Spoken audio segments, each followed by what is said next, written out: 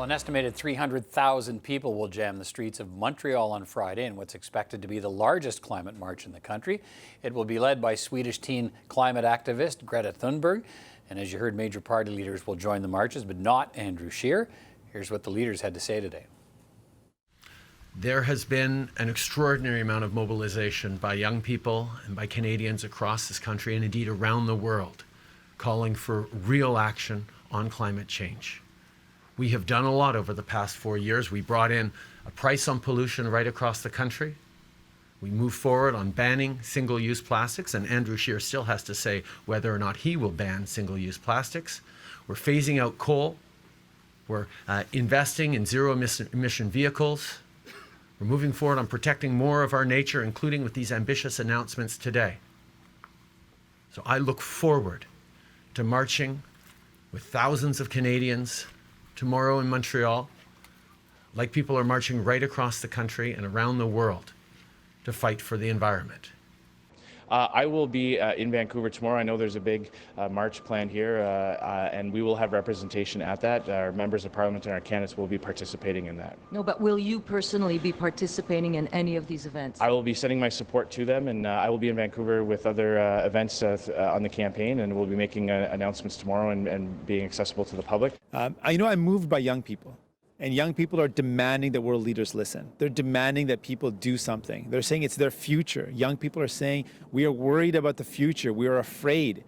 And if a young person says that he or she's afraid, that they're afraid of the future, I mean, that to me is a massive, just irresponsible lack of understanding of what kids are going through. So for me, I want to say to those young people, I understand that you're worried. I stand with you. This is a moment when in a climate emergency, we have to say, regardless of where you're from or what party you used to vote for, if you're listening to our children, what you hear is all hands on deck right now. Catherine Abreu is the Executive Director of Climate Action Network Canada. She is in New York City for the UN Climate Summit and will be in Montreal for the big march on Friday. Catherine Abreu, good to speak with you again. Thanks for your time today. Yeah, good to see you, Peter. Let's start with some context for these marches, including the big one planned for Montreal. Why are these demonstrations different than ones we've seen in the past calling for action on climate change? I mean, a big part of the difference, of course, is scale. So we are expecting hundreds of thousands of people on the streets of Montreal tomorrow. We had 4 million people around the world on the streets in different countries on Friday last week. And I can remember 4 years ago when we were impressed with getting 25,000 people into a march in Quebec City. So the scale is much larger. It's also, of course, different who's in the marches. They're being led by young people. They're happening on the Fridays modeled after the Fridays for Future strike movement, where students across the world have been taking Fridays off school to protest and demand more action on climate change from governments. And they've, this time around, invited the adults to join them. So we have more people than ever, younger people than ever, and also, I think, a more diverse range of adults who are getting riled up about the need for enhanced climate action and are ready to really demand that of their decision makers. I think that's really part of the change, right? And I'm curious to know what you think it says to us when we note that we're hearing it in Montreal. We're going to see, and in other marches, doctors out in this march, lawyers closing their offices so that they and their staff can take part of it, businesses closing down so their employees can join the march, and also so they can send a message of support and awareness by closing their doors. What does it say about how you think Canadian views of the urgency of this issue may be changing? It is very clear that Canadians are caring about climate change at a scale that we've not seen before. So for the first time, climate change is in the top 3 of issues on voters' minds as they head into the election.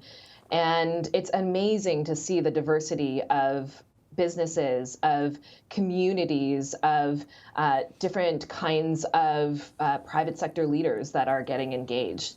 And the way in which they're kind of using this similar messaging of, we care about climate change. We care about climate change because we care about, the workforce that we are a part of. We care about this neighborhood that we live in. I think people are really taking climate change as something that's personal right now. And when climate change is made personal, it also gets political. And I think that is why it's coming into play in the Canadian election in such a big way. Let's talk about that. The marches, as you know, as we know, come in the middle of our federal election campaign. A top issue, climate change is. Justin Trudeau and Elizabeth May, they'll be at the Montreal March. Jagmeet Singh will be in in Victoria at the march there. And Andrew Scheer is taking a pass on the march, but says there will be Conservative candidates at the march. And I guess I'm wondering how you think the political leaders are reading the concern around this issue. I am really encouraged to see that, 3 of the 4 major federal parties have released substantial climate plans as part of their platform. It's great to see that the leaders are prioritizing not just the marches, but also having conversations with young people and others across the country about this issue. It is disappointing that Andrew Scheer has not prioritized it in a similar way. And I know personally, because I know many of them, that Conservatives care about climate change just as much as voters for any other party. And I think that their party leaders are really letting them down. We saw a climate plan come from Mr. Scheer that doesn't mention doing the one thing that we know we need to do if we're going to address climate change, and that's drive emissions down. And so I think there's an opportunity here for all of the parties to take some good leadership from each other and to think about how they can actually break through those partisan barriers to cooperate on this issue. Very quickly, what do you think happens to this? We'll see the big march, but in less than 30 seconds here, how does the issue stay alive for Canadians after the election campaign? Well, it stays alive well into the election, and that election moment is just the beginning. So we will see Canadians after that election demanding that the party that wins follows through with climate action and goes to the next UN climate meeting in Chile in December with some strong climate priorities on their agenda. All right, Catherine Abreu, always good to talk to you. Thanks for your perspective tonight. Pleasure.